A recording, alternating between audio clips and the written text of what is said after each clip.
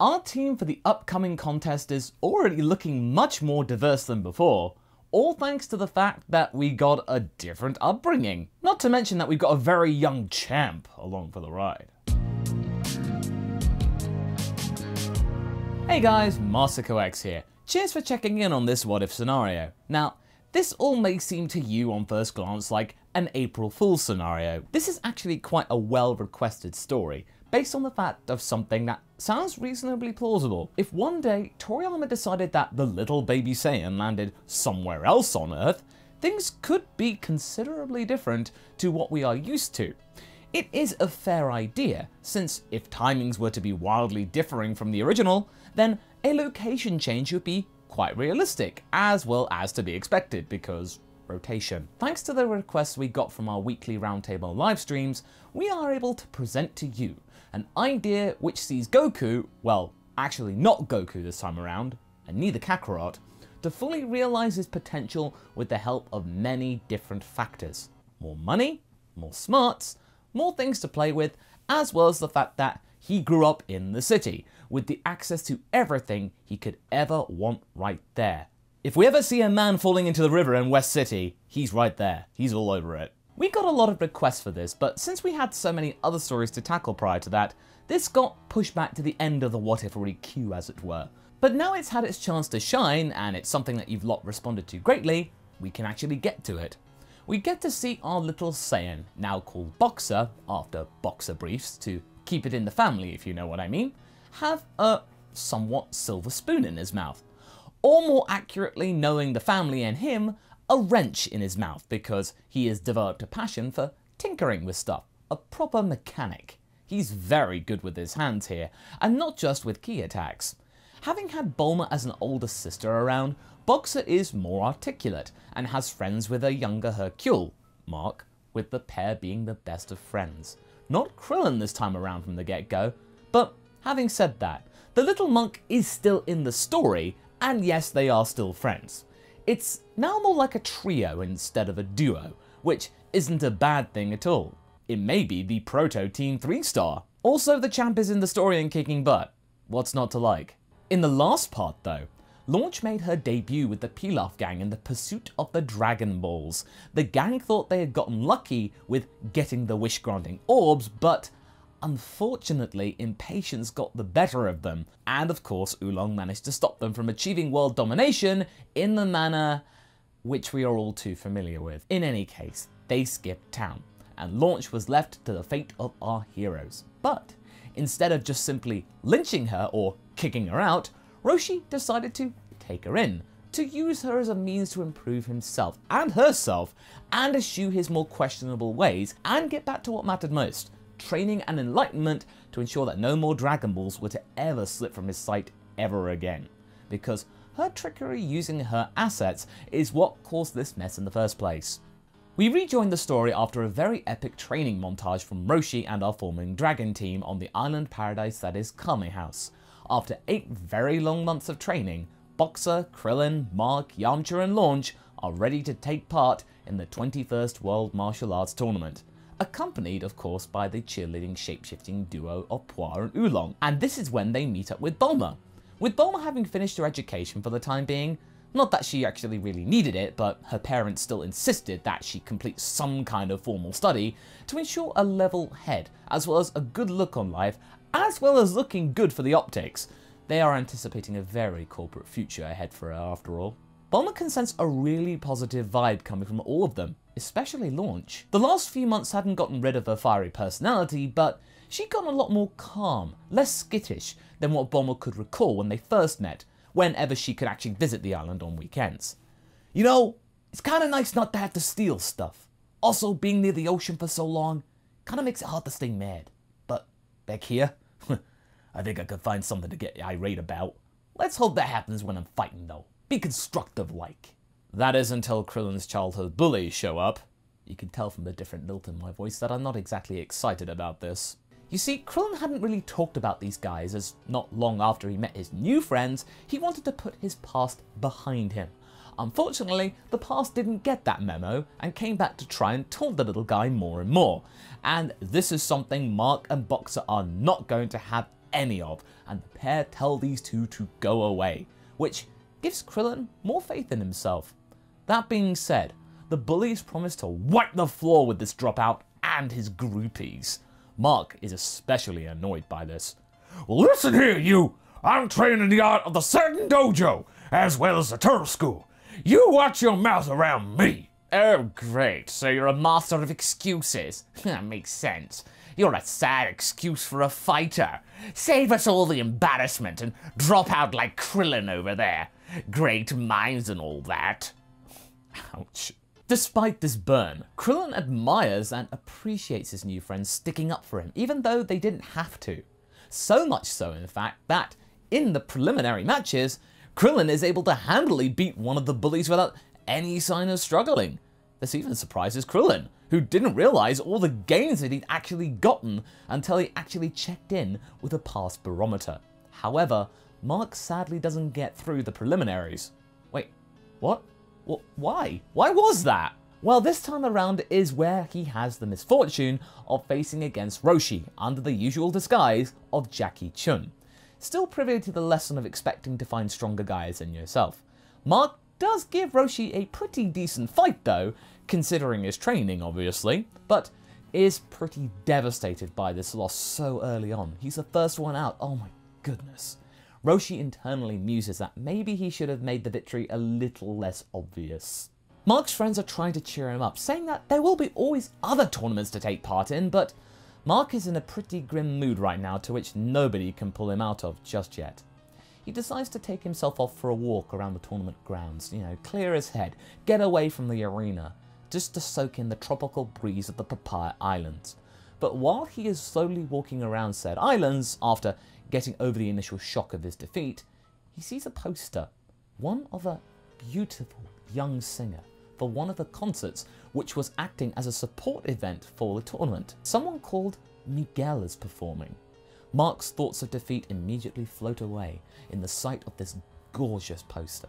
At once, he feels desperate to meet her, but he's saddened to discover that her last concert ended just 20 minutes ago.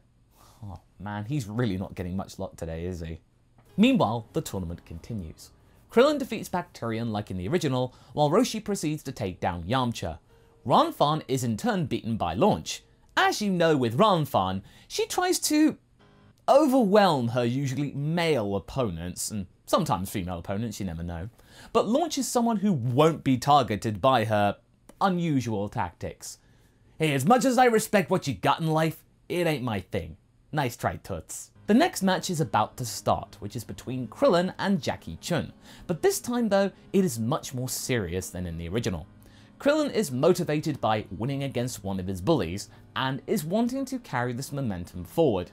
Krillin needs all the motivation that he can get, but despite his bolder stance, it still ends with the old master winning, though he is more than willing to fully recognize the potential of his young monk apprentice. Next up is Boxer versus Launch. However, in between the contests, the blonde Launch who fought Ranfan has been swapped in for blue Launch, who may be just as strong as her blonde self. Strength doesn't change between sneezes, but then again, the other Launch is a lot less predictable and aggressive. Although blue Launch is very careful and very methodical, mostly on the defensive against Boxer, she isn't weakening against the Saiyan, which impresses him. Not bad for the mindset who wasn't really geared towards training. That is the thought right up to the point that she sneezes in the ring, changing back to her blonde self, and as a result, she becomes much more fierce, taking Boxer by surprise. This has become an even tougher fight. He's not prepared to fight virtually two different opponents with two different styles that switched in the middle of a fight. Not only that, but it feels like blonde Launch actually regains strength in the middle of the fight, like she just re-healed after sneezing. Boxer is blown away, but he's distracted, which allows Launch to bonk him on the head, leaving a very sizable bump on it. Now, if this were the original story, if Boxer was the Goku we know, he could maybe think using his instincts, use his tail in this predicament to try and tickle Launch, forcing her to sneeze back into blue Launch, hopefully ease up on the aggression enough to allow him to regroup and then counter. But Boxer here is not Goku, and after a long and hard fight, the winner is not who you might expect. Blonde Launch stands triumphant, I mean, even she is dumbfounded with the result. I actually won? Nice. She isn't jumping around for joy though, as she is aching all over. Sure enough, in the finale, we have Jackie Chun fighting Blonde Launch. This isn't just a big deal for Launch, this is also a big deal for Roshi, as Roshi has made it his most recent mission in life to train himself off his disgusting tendencies, so he claims. This fight is his ultimate challenge. If he can win against Launch, someone who he honestly thinks is pretty attractive in either form, then he will have mastered his vices and thusly achieved a higher level of existence. Sort of. He is still fully aware that he is fighting his own pupil, not some random goon. She will have tricks up her sleeves, and on top of that, she is ferocious. That is something quite formidable, but it's also something that he is experienced with. Ferocious fighters, they tend to leap on chances and plan less in the heat of the moment. He, though, is able to keep his cool after hundreds of years and discipline throughout all of this. Jackie does get very surprised at some moments when Launch has the brute force going for her, but he is able to defeat her with experience by his side, especially when she sneezes back into her blue self and falls out of the ring whilst mid-rotation. Now you may think Blue Launch just cries or goes, "I lost," or anything like that. Nothing waifish here, no. She is simply annoyed with herself for not thinking certain things through. Now, thanks to all of this training as well, it has another side effect. Launch is actually able to recall more memories between her different states, all thanks to Roshi's belief of training the mind as well as the body. Roshi returns from his nap and congratulates all his students for a job well done, when he heard all about it, apparently from someone else. He also cheers up Mark, whom he remembers being kicked out of the preliminaries by that Chun guy. This is the time when he comes clean and explains to all of them the purpose of his deception. He was Jackie Chun, which shocks everyone, especially Mark. But why, Master? I don't want you all to ever lose sight of the purpose of martial arts, to constantly improve and never settle. To remember that one day, you might find someone stronger than yourself. I won't be stronger than you lot for much longer. I can tell how much you've improved in less than a year. I hope you all have learnt from this, as well as, have some fun on the side. Mark has now cheered up considerably, having realised that his loss didn't come from some random guy, but his master. That was a much more reasonable thing to comprehend. Whilst eating their dinner, Mark spots Miguel singing on the television at the back of the restaurant. At last, he can see her moving on the screen, but her concert's now moved to a different location, in a different part of the island. After the tournament, the group decides to once more gather the Dragon Balls and maybe get a real wish for themselves this time, instead of having to try and fend off people who want world domination. After that, they chase the pterodactyl, which takes them to the village, where they meet the Ox King and Chi-Chi for a second time. Chi-Chi is really happy to see Boxer again, and she asks if they can now get to know each other better. Now, unlike Goku's boneheaded persona, Boxer is happy to do just that, and tells Chi-Chi about their adventures, as well as how the tournament went for both he and his friends. Our heroes have to defend the village against the army, which they are able to do quite easily.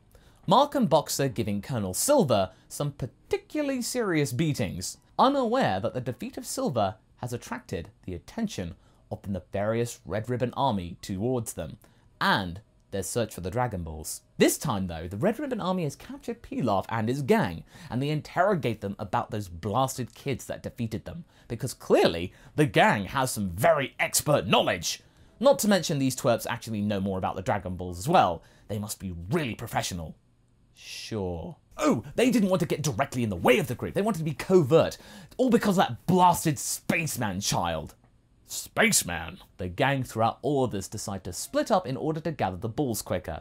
It is decided that Boxer will check near to the place called Jingle Village. There, he learns of the Muscle Tower from Suno, and about the whole ordeal with the kidnapping of the Jingle Village chief. As you can imagine, Boxer gets through the first few floors with ease, but he does get captured by Major Metallotron. As Boxer here is a little less strong than Goku was at this point, the mechanical maniac is able to capture him. General White wants to execute the boy on the spot, but just then, new orders come in from the top when Commander Red learns about the whole ordeal. White, don't waste the boy yet. Instead, send a sample of his blood to Central Command. The good doctor wants to take a closer look. In a secret Red Ribbon facility near North City, a mysterious scientist goes through Dr. Brief's published research. Suddenly, his scientific prowess had increased, after the birth, apparently, of his second child. The scientist himself knows how inspiring children can be, but those children were able to beat trained army professionals. That doesn't seem right. Even for trained martial artists, this is quite the feat. And now, his superiors, those bumbling buffoons, mentioned a spaceman? And now Brief's son was in the hands of the Doctor. And that's where we're going to be leaving things for right now. So what do you guys think? What will the Doctor do with Boxer's blood? Are our heroes going to be able to save the day one person down? Leave a comment below and let's get this discussion going. And I shall see you in the next video. Catch you later.